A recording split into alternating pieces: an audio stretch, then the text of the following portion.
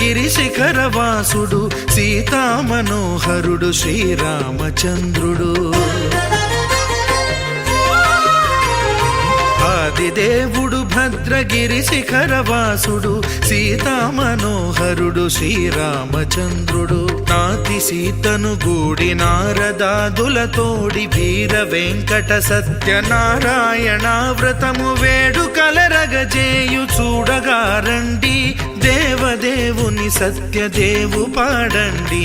ఆదిదేవుడు భద్రగిరి శిఖరవాసుడు సీతామనోహరుడు శ్రీరామచంద్రుడు.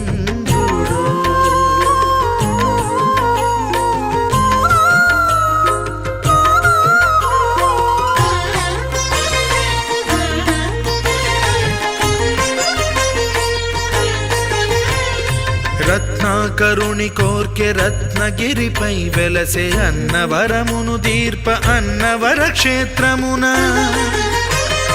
రత్నాకరుని కోర్కె రత్నగిరిపై వెలసే అన్నవరమును దీర్ప అన్నవర క్షేత్రమున. శ్రీరమా సహితుడై చిన్మయానందుడై,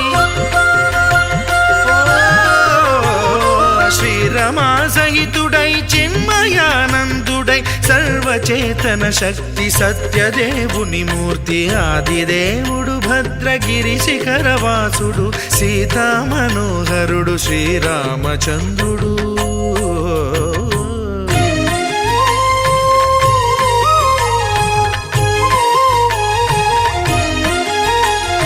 త్రేతాయుగము నాడు సీతా సతిని గూడి ఈశ్వరు ప్రతిష్ఠించే రామేశ్వరములోన.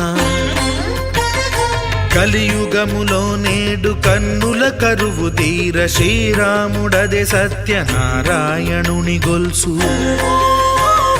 తాను రుద్రుడుగాక రుద్రు నర్చింపడు, రుద్రో రుద్రమర్చయేత్ అన్నట్లు తను తాను తెలియక దైవము తెలియదనగా ఆదిదేవుడు భద్రా.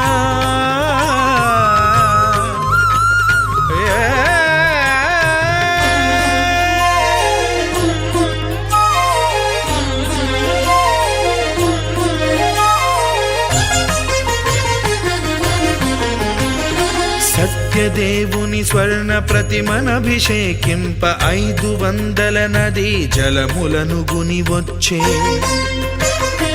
ఆంజనేయుడు కనక కలశముల తెచ్చే, బంగారు పీఠమున పట్టు పుట్టము గప్పి.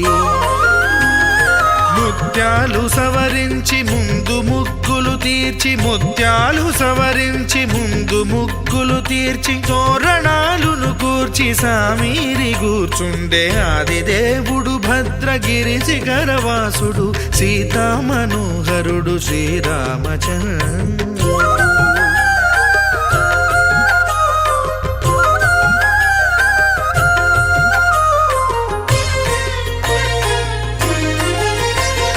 బ్రహ్మమానససుతుడు బ్రహ్మమై చెలువంద భద్రగిరినాథుడే భక్తి వ్రతమునరింప. పవనసూనుడు సర్వ సంవారములు గూర్ప నరులెగాది వ్రతము సేయగా. వానరులకును తగునని నోములు వ్రతాలు చేసినా కూడా పరమాత్ముడి యొక్క అనుగ్రహం అనేది లభించేది కాదంట. కానీ ఈ కలియుగంలో మాత్రమే భగవంతుని నీవు ఏ రూపకంగా చూచినా, ఏ రూపకంగా కొలిచినా, ఏ రూపకంగా నామ సంకీర్తన చేసిన భావనతో భగవంతుని అర్చిస్తావో అదే భావనతోనే నీకు భగవంతుడు అనుగ్రహిస్తాడంట.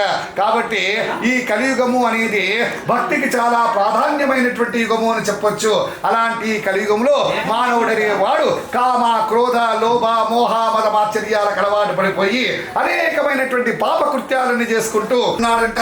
ఆయన దగ్గరికి వెళ్ళి 2 చేతులు జోడించి ఈ విధంగా నమస్కారం చేసుకుంటున్నారు. ఏమని? గురుర్ బ్రహ్మ, గురుర్ విష్ణు, గురుదేవో మహేశ్వర, గురు సాక్షాత్ పరబ్రహ్మ, తస్మై శ్రీ గురవే నమః. సాక్షాత్ పరబ్రహ్మ స్వరూపమైనటువంటి నేను చెప్తాను వినండి ఈ విధంగా చెప్తున్నాడు. ఏమని? ఒకానొక సమయాన నారద మహర్షి కూడా ఇలాంటి సందేశం వస్తే సాక్షాత్ శ్రీమన్నారాయణమూర్తి చెప్పినటువంటి విషయాన్ని నేను మీకు తెలియజేస్తాను వినండి ఈ విధంగా చెప్పడం ప్రారంభించాడు. ఒకానొక సమయాన నారద మహాముని ఈ ముల్లోకాలను తిరుగుకుంటూ చేస్తే బాగుంటుందని సరాసరిగా వైకుంఠానికి వెళ్ళాడంట. ఆ వైకుంఠంలో శ్రీమన్నారాయణమూర్తి శేషపాన్పు పైన పవలించి నిద్రిస్తూ ఉండగా ఆయనను చూచి ఒక్కసారిగా చేతులు జోడించి ఈ విధంగా ప్రార్థన చేస్తున్నాడు. నాయన, ఇది కలియుగం, తానొక్కడే బాగుండాలి, తానొక్కడే దీని ఉండాలి, తానొక్కడే మంచిగా ఉండాలి అని అనుకునే ఈ యుగంలో నీవేం చేస్తున్నావు? అందరూ బాగుండాలి, అందులో నేను ఉండాలన్నట్టుగా గొప్ప ప్రశ్న వేశావు నాకు. కాబట్టి దానికి మంచి సమాధానం చెప్తా వినమని సత్యనారాయణ స్వామి యొక్క వ్రతాన్ని చేస్తారో అలాంటి వారికి ఈ కలి బాధలు ఉండవు అని చెప్పాడంట. ఆ మాటలకు ఒక్కసారిగా ఆనందపూరితమైనటువంటి ఆశలతో ఒక్కసారి చూడాలని ఆతృతంతో నది దగ్గరికి పరిగెత్తుకుంటూ వచ్చింది. కాబట్టి ఈ విధంగా జరిగిందని పలికినబడే ఒక్కసారిగా తన తప్పు తెలుసుకొని ఆ కళావతి తన తప్పు తెలుసుకొని ఆ యొక్క గృహానికి వెళ్ళి చేసేటప్పుడు ఆ లక్ష్మీదేవి వచ్చి వాళ్ళ మీద కూర్చుంటాడంట. ఎందుకంటే తన భర్త రుచికరంగా తినాలి, అంటే రుచికరంగా తినాలి తన భర్త. అంతేకాకుండా ఎలా అంటే అలా తినకూడదు అని మనం కూడా అంతే కదా, మా ఆయనకు మంచిగా చేసి పెట్టాలబ్బా, ఆయన మెచ్చుకుంటే చాలబ్బా అని ఎంత సంతోషంగా చేసి పెడతాం వాళ్ళ యొక్క భర్తకు. అదే విధంగా లక్ష్మీదేవి కూడా తన భర్తకు ప్రసాదం చేసేటప్పుడు వారి మీద వచ్చి ఇట్లా కూర్చుంటదంట. కాబట్టి ఆ ప్రసాదానికి అంత రుచి ఉంటదంట. మిగతా రోజులు చేయ ఆ ప్రసాదాన్ని అసలు రుచి అనిపించదు. అదే సత్యనారాయణ స్వామి రోజు చేసినప్పుడే ఆ రుచి అనేది అమోఘంగా ఉంటుంది. కాబట్టి ఆ ప్రసాదాన్ని ఎప్పుడు కూడా త్వజించరాదు. సాక్షాత్ లక్ష్మీదేవి చేసింటది ఆ ప్రసాదం. కాబట్టి తీసుకొని పడేయడం కానీ కప్పుల్లో అయితే నేను చూస్తూ ఉంటా, కప్పుల్లో పెట్టుకుంటే ఆ పేపర్లు ఆ సందులో పెట్టిపోతారు, ఆ కిటికీలలో పెట్టిపోతారు. ఎంత మహాపాపం అంటే అంత మహాపాపం. కాబట్టి ప్రసాదము అంటే ఏంది? ప్రసాదించడము అని అర్థం. భగవంతుడు ఏ రూపకంగా ప్రసాదిస్తాడో ఎవరికి అర్థం కాదు. కాబట్టి ప్రసాద రూపకంగా ప్రసాదిస్తాడంట. ఈ ప్రసాదాన్ని ఎవరైతే త్వజిస్తారో వారికి ఎలాంటి ఇబ్బంది కలుగుతుందో మనకు 5వ కథలో చెప్పడం జరిగింది. కాబట్టి మనస వాచ కర్మలతో సత్యనారాయణ స్వామి మనసులో ప్రార్థన చేసుకుంటూ శ్రీ సత్యనారాయణుని సేవకురారమ్మా, మనసారా స్వామిని కొలిచి హారతులీరమ్మా. శ్రీ సత్యనారాయణుని సేవకురారమ్మా, మనసారా స్వామిని కొలిచి హారతులీరమ్మా. నోచిన వారికి నోచిన వరము, చూసిన వారికి చూసిన ఫలము. శ్రీ సత్యనారాయణుని సేవకురారమ్మా, మనసారా స్వామిని కొలిచి హారతులీరమ్మా. మనసారా స్వామిని కొలిచి హారతులీరమ్మా. స్వామిని పూజించే చేతులట, ఆ మూర్తిని దర్శించే కన్నులట. స్వామిని పూజించే చేతులట, ఆ మూర్తిని దర్శించే కన్నులట.